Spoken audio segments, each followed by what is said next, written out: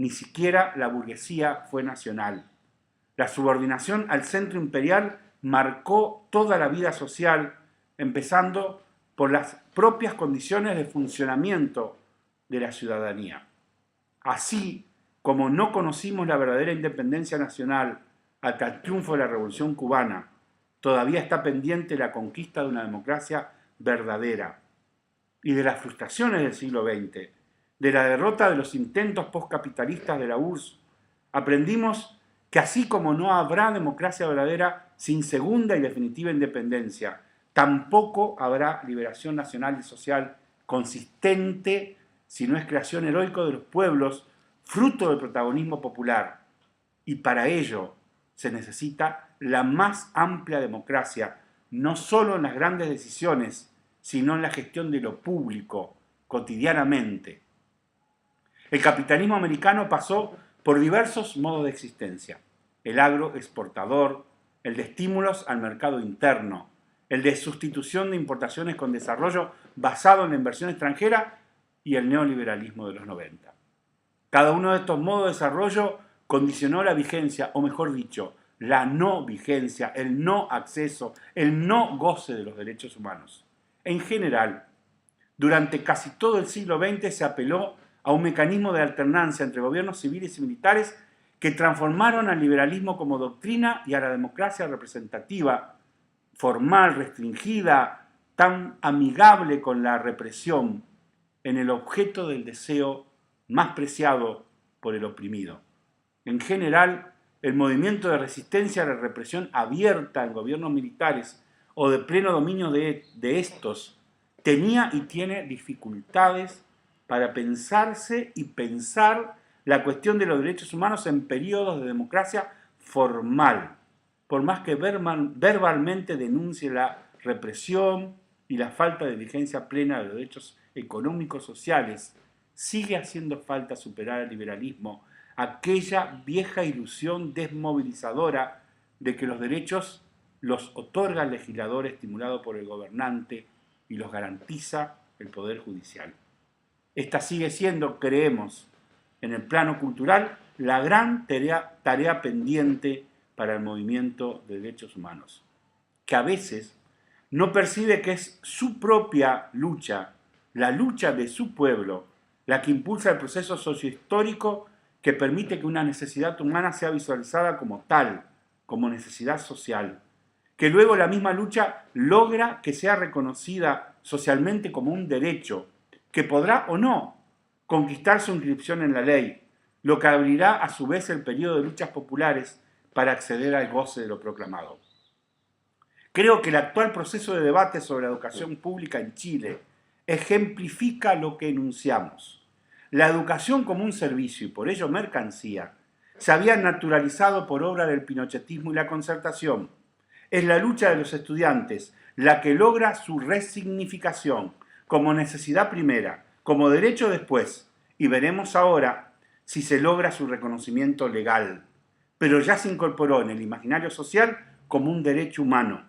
De paso, el ejemplo de la educación chilena, que fue pública, gratuita y de calidad con Allende, ayuda a comprender que así como se conquistan los derechos humanos, se pueden perder en la lucha social y que nada es para siempre. Cuarto punto: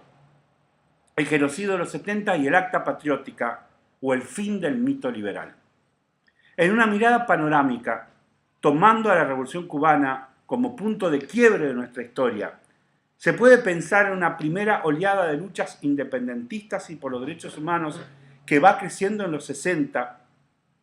alcanza picos muy altos con la instalación del comandante Guevara en Bolivia, el triunfo de la Unidad Popular en Chile, el ciclo de luchas iniciadas por el Cordobazo en Argentina, la aparición de gobiernos militares nacionalistas en Perú, Ecuador, Bolivia, que configuran en su conjunto un desafío al poder omnímodo del imperio yanqui sobre la región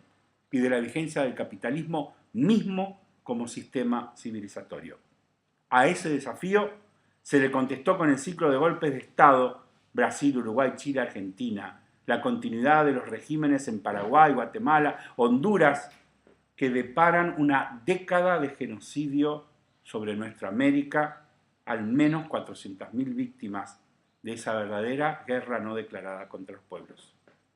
Es en esas condiciones que se conforma el movimiento de derechos humanos hoy vigente en la región, con sus magníficos atributos de valentía y dignidad, y con sus límites culturales, de pensarse muchas veces desde la posición de víctimas, más que de luchadores por la vigencia plena de los derechos humanos,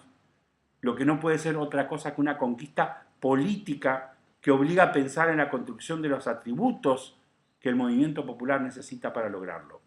La construcción de una fuerza popular, democrática, anticapitalista, una alternativa política comprometida con la lucha por los derechos humanos, tanto en su perspectiva antirrepresiva como en su dimensión social. La contraofensiva imperialista sobre nuestros pueblos y sobre nuestros cuerpos era parte de una batalla aún más ambiciosa.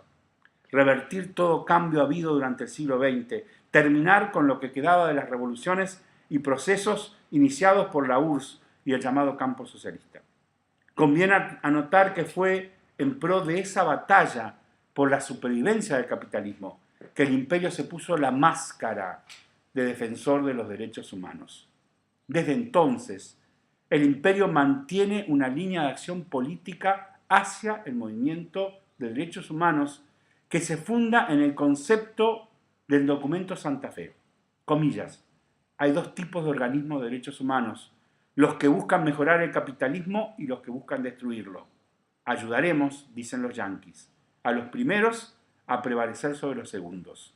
Cierre de comillas. Y buena parte de esa ayuda se canaliza por las fundaciones y el complejo sistema de subsidios que se otorga a los luchadores por los derechos humanos de modo tal que tarde o temprano, de modo parcial o total, de un modo o del otro, influyen en su pensar y acción, en su conducta ante los problemas que el imperio plantea como centrales, hoy, sin dudarlo, cuestionar los procesos de transformación que se viven en nuestra América desde la perspectiva de la calidad institucional y de la comparación con su modelo de democracia y de vigencia de los derechos humanos, que se compagina con la idea de la igualdad de oportunidades y por ello requiere de más y más capitalismo. Todo esto desde el más burdo doble discurso, continuidad de la doctrina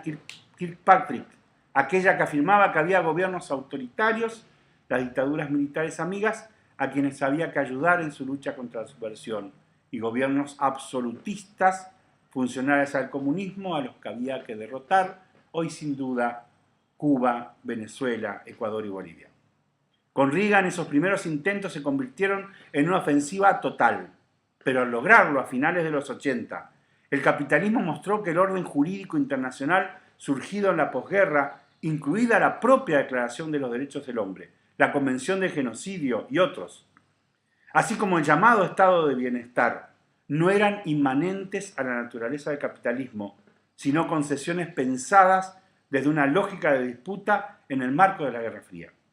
Tanto es así que, desaparecido el socialismo como sistema estatal, comenzó un desmantelamiento del Estado de Bienestar que en estos días se verifica en el virtual remate de Grecia por un lado y en la desarticulación del sistema jurídico internacional y de la noción misma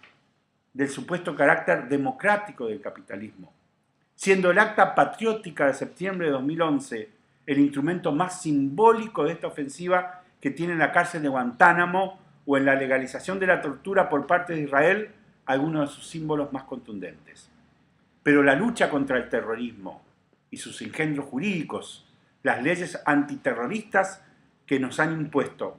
tiene una consecuencia paradójica en nuestro terreno. La burguesía mundial ha abandonado la bandera de los derechos humanos. Puede pretender utilizarla de manera grotesca, en el caso de los Estados Unidos, pero no tiene nada serio que ofrecer a los luchadores por los derechos humanos. Ni siquiera la promesa de la justicia universal que levantaba en los 90, abandonada por el temor a que se vuelva en su contra. Y ello